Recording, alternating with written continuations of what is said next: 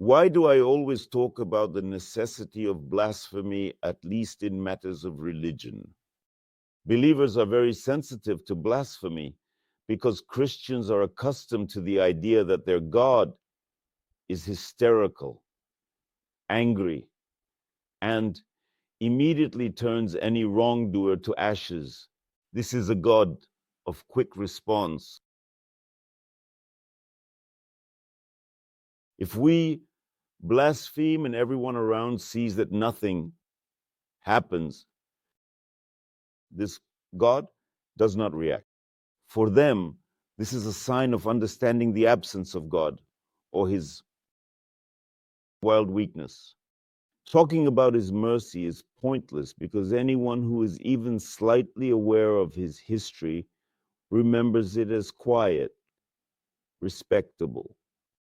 The Jewish ancient Hebrew lady, Lot's wife, this God instantly turned her into a dead pillar of salt just because the lady wanted to look back at her burning house.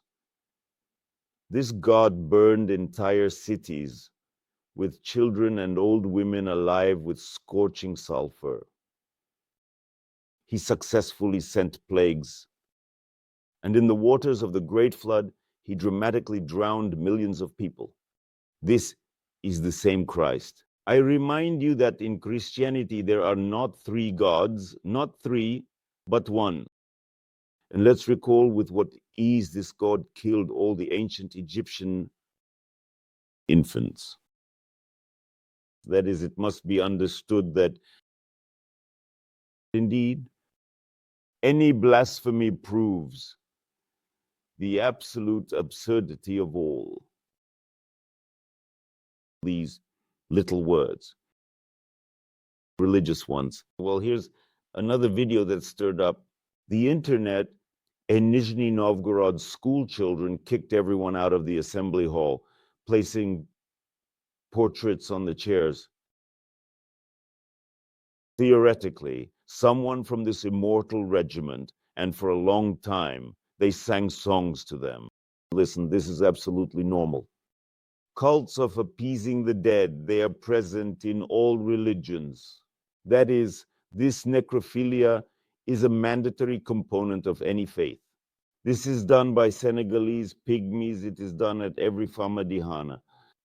This is a mandatory component of primitive cults when they seek the dead or their images and entertain them with singing.